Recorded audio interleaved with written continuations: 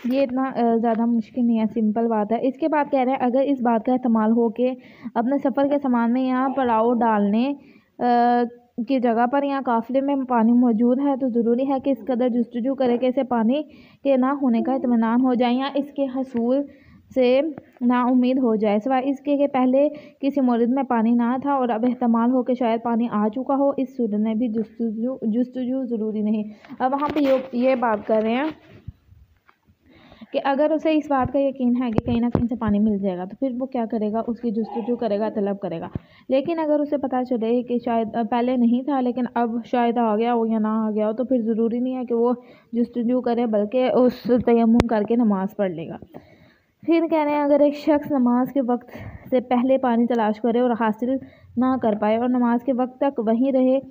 तो अगर पानी मिलने का एहतमाल हो तो एहतियात मुस्तहब ये है कि दोबारा पानी की तलाश में जाए। अब वो ये कह रहे हैं कि पहले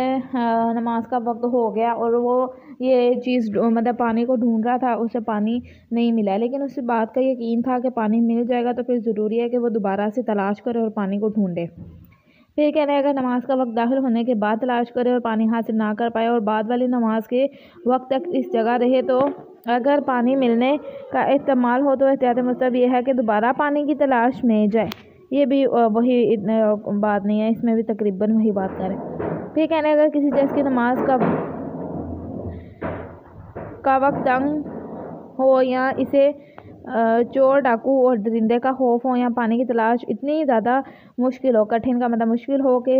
इस जैसे अफराद आम तौर पर इतनी तकलीफ बर्दाश्त नहीं करते, तो ज़रूरी मतलब आपके लिए बहुत ज़्यादा खौफ है, ख़तरा है और आपकी जान के लिए भी ख़तरा है, आपकी सेहत के लिए ख़तरा है, तो फिर ज़रूरी नहीं है कि आप लोग जाएँ।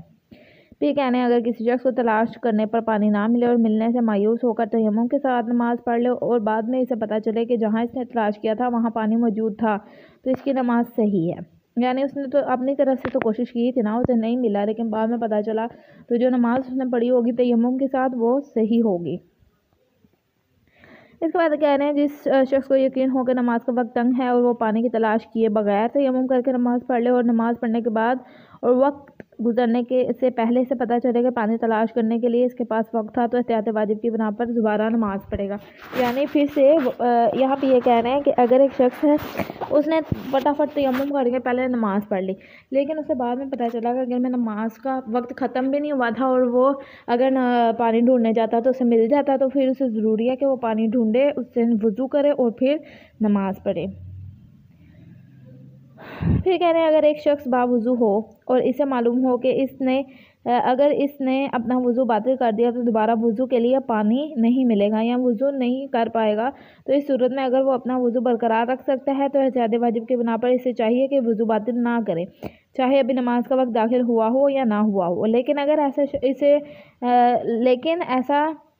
शख्स ये जानते हुए भी गुस्ल ना कर पाएगा, अपनी बीवी से जमा कर सकता है। अच्छा, यहाँ पे वो ये बात करें कि अगर एक शख्स है उसे ये चीज़ पता है कि अगर वो वज़ू तोड़ देगा, तो पहले से उसका वज़ू था लेकिन उसे ये था कि वज़ू तोड़ देगा तो फिर दोबारा वज़ू नहीं कर पाएगा, लेकिन तो क्या करेगा, वो अपने वज़ू को बरकरार रखेगा, वो तोड़ेगा नहीं। और अगर गुस्ल उस पर वाजिब है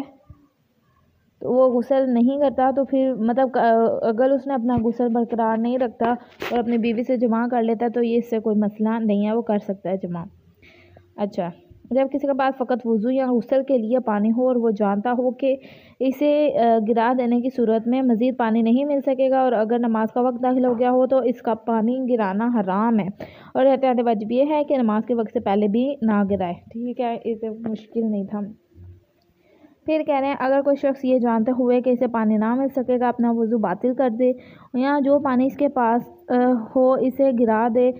तो अगरचे इसने हुक्म मसले के बरअक्स काम किया है तयम्मुम के साथ इसकी नमाज सही होगी, लेकिन एहतियात मुस्तहब यह है कि इसकी नमाज की क़ज़ा भी करे। ठीक है, आगे कह रहे हैं तयम्मुम की दूसरी सूरत पानी तक रसाई ना होना।